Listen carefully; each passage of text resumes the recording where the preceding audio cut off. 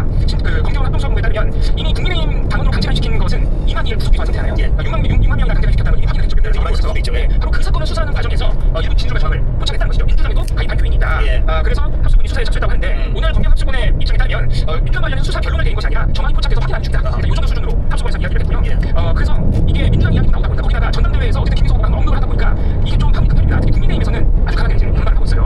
민주당에서 김민석 전 총리까지 직접 신천지 연루를 이야기를 했는데 검경 합수본이 이제 수사하냐? 이미 국민의힘 수사에서 수사를 받고 있는데 빨리 라인을 후속했고 그래서 야당은 다급하지 말고 여당도 수사해라. 이제 국민의힘에서 이제 강하게 반발하고 있는 상황인데 이게 이미 이만희 씨가 수사 기소된 국민의힘 사례하고 조금 비교를 해야 되는데 왜냐면 민주당이 아직 나온 게 없으니까 국민의힘 6만 명 가입 같은 경우에는 이만희 총회장의 조직적인 지시와 강제가 이미 많은 증거로 들어갔습니다. 그래서 이게 무슨 거잖아요. 이만희 씨가 직접 당원 가입시키라고 지시를 했고 윤석열이 이번에 대통령이 돼야 된다. 이런 식으로 선동에 있고 사실상 지시를 했고 그래서 각 지파에 아예 할당량을 내려보냈고 할당량 못 채우면 불이익을 주는 방식 이런 거 심지어 단기를 내는지 안 내는지까지 다 관리하는 그런 문건들과 이런 다 수반이 됐거든요. 그래서 그런 조직성 그리고 강제 지시 또 규모 이런 부분들이 아직 수사 중이 단계여서 그 부분은 국민의힘에서 그렇게 말씀하셨습니다. 아니 뭐 수사를 해서 국민의힘처럼 그렇게 조직적인 움직임이 있었다면 그것도 청와대 것이죠. 사실상 이미 지금 수사가 진행되고 있기 때문에 이걸 수사에 맡기면 가장 소방이 나올 것 같은 생각이 들죠. 그렇죠. 지금 수사 자체가 근데 다만 그것도 별개로 김민석 후보가 문제 제기한 것이 정청래라는 상호전이 등장하지는 않았지만 사실상 정청래 후보를 겨냥한 모습은 계속되는 것도 사실이고 거기에 대한 정치적 분망이 후 캠프로 있는 것이라면 그렇게 나와야 될 것 같아요. 그래서 수사와 정치적 분망 부분은 그래서 오늘 저희가 구성을 준비했는데요. 김민석 후보가 가깝다고 알려져 있죠. 강등구 최고위원의 입성을 듣고 그리고 정청래 후보가 가깝다고 알려져 있죠. 문정구 최고위원 입성도 듣겠습니다.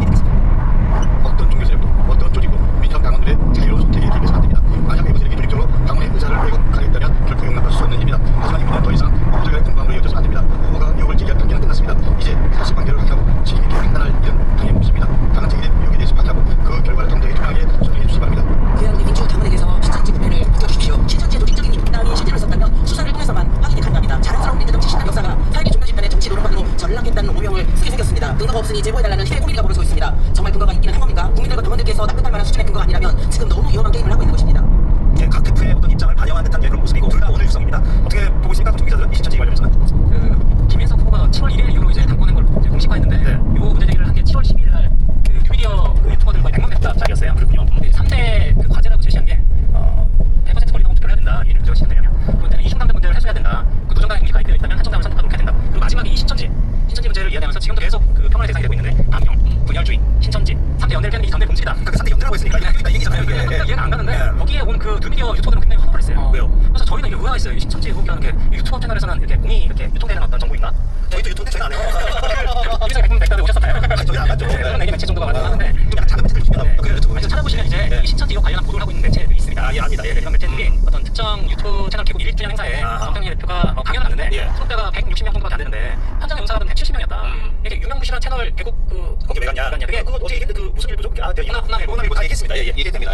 그 행사에 가서 강연한 게 평시가 아니었고 정청래 대표가 연임도전 요새 대표를 사퇴하고 자맹 중이었기 때문에 공개적인 어떤 행사에 간다는 거는 좀 의미 있게 부여한 건데 저희도 왜 그 행사에 갔는지 잘 납득은 안 갔었어요. 그게 이제 뒤에 충분한 근거 중에 하나고 아까 나온 문정국 최고위원 같은 경우에도 발언하시면서 사실 어떤 특별한 고발하셨다고 했거든요. 이미 대표였던 여기 포럼을 그쪽에 연계되어 있다는 의혹 제기를 했다라는 내용이었습니다. 그래서 이게 김민석 후보가 이제 방금 전에 나온 연합뉴스 인터뷰에서 자기가 신천지 의혹을 제기했을 때 나온 반응이 대형 문제 제기를 했을 때 반응과 너무 똑같다. 근거를 대라. 없으면 사퇴라.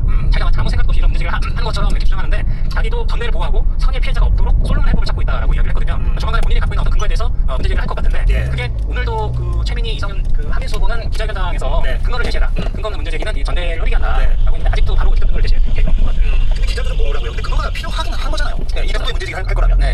그 송영길 후보 같은 경우는 최근에 그 홍준표 전 시장이랑 오찬을 하고 그 홍준표 시장이 2021년 그 대선 경선에서 갖고 있는 신천지 개입 의혹에 대한 그 사실관계를 좀 전해드렸다. 그때 50만 명 정도 투표를 했었는데 그중에 11만 명이 이거 저희가 소식 전했죠. 개입했다는 게 홍준표 전 시장의 주장이거든요. 수사를 통해서 밝혀진 한 6만 명 정도인데 그래서 그걸 크로스체크해서 송영길 후보도 일종의 가담한 상황이고요. 이번에 그 권리당원 투표권을 가진 그 투표권자가 155만 정도 집계가 되는데 작년 같은 경우에는 110만 명 수준이었거든요. 지방선거를 거치면서 권리당원들이 자연스럽게 늘었다라는 주장도 있지만 그 예전에도 조성래 사무총장이 참여하는 권리당원과의 대화 시간에 유령 당원들 집단적 가입에 대해서 해소해야 된다는 주장이 있었고 그래서 그때 당시 주소록 같은 걸 확인해서 5만 몇천 명 정도의 그런 그 당원들을 좀 이렇게 걸러내는 작업이 있었거든요. 그러니까 그런 것들에 대한 문제적인 연장선상이 지금까지 온 것 같고 뉴미디어 그쪽에서는 이게 굉장히 근거 있는 주장이라고 계속 주장해 오셨던 것 같아요. 근데 뉴미디어가 아닌 이른바 레고 신미디어 기성매체의 정치부 기자들은 어떻게 평가합니까? 저희는 아직까지는 왜 이 신천지 문제 가장 적극적인 매체들이 있잖아요. CBS라던가 그런 정교국에 문의해봐도 아직은 그런 준동이 없다. 이런 평가에 있어서 이제 김민석 후보가 가까운 의원들 같은 경우는 예방주사 차원이다. 그렇게 그쪽에서 얘기하는데 준동하지 말라, 움직이지 말라, 개입하지 말라, 개입했다라는 게 아니라 그런 term을 얘기했는데 이제는 좀 수준이 넘어서다 보니까 예방주사도 이제 한도가 있다. 아니 근데 이게 예방주사라고 하기에는 그 워딩이 이거는 정청래 후보 쪽과 신천지가 연계돼 있다고 사실은 받아들일 수밖에 없는 워딩이라서 원인이 그렇잖아요. 그러니까 이를 수위를 조절해가면서 얘기할 수는 있는데 아니면 후보가 본인이 직접 하지 않고 과연 후보 그 캠프에 어떤 다른 사람이 정청래 후보 이런 얘기 하지 말고 당연히 신천지 얘기만 한다든가 뭐 여러 방법이 있을 텐데 그럼 김민석 후보는 왜 이 신천지 얘기를 꺼냈다라고 보세요? 그게 일각에서는 그래서 이게 좀 정청래 후보가 따라붙는 방법이다 보니까 이렇게 뭐 세게 얘기한 게 아니냐 이렇게도 얘기하던데. 그래서 저희가 애초에 예측하던 전략이 다 틀리고 있어서 어떤 전략이요? 정청래 후보 같은 경우에 네. 애초에는 결선 없이 한 번에 과반이 가능하다 이런 전략이기 때문에 이런 비토 정세로 내친 걸음으로 참여를 했다가 이 어떤 결선 투표 형식의 선거투표제가 되면서 전략 수정이 일어났다는 평가가 있으면 김민석 후보 같은 경우에는 오기 전까지는 압도적 후세 전략을 쓸 수 있을 거다. 네. 이재명 대통령의 후광을 얻고 네. 후보총에서 바로 왔던 거기 때문에 3대 메가 프로젝트다라고 하는 좋은 아이템을 완성하고 왔기 때문에 예. 연장선상으로 전략을 할 뻔 했는데 지금 상황에서는 정청래하고나 김민석 후보나 둘 다 언더독 걸리고 있습니다. 그래서 제가 대한체육회 한번 찾아봤어요. 언더독 전략은 무엇인가? 깔려있는 밑에 있는 개라고 하더라고요. 이게 신청이 누가 나올게요.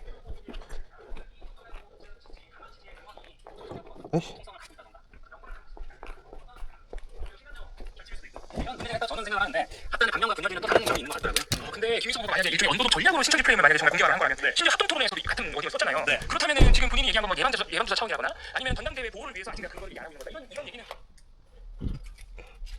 전당대회 보호를 위해서 아직은 근거를 얘기 안 하고 있는 거다. 이런 얘기는 사실 좀 맞다고요. 만약 정말 전술적으로 들어가서 이걸 정치가 이용하고 있는 시점이야. 근거 제시가 필요하고 근거 제시가 어렵다고 판단된다면 사실 이제는 결정해야 될 시점이야. 최고위원회 후보가 의혹을 제기하면 끝났습니다. 더 이상 후보들 간의 공방을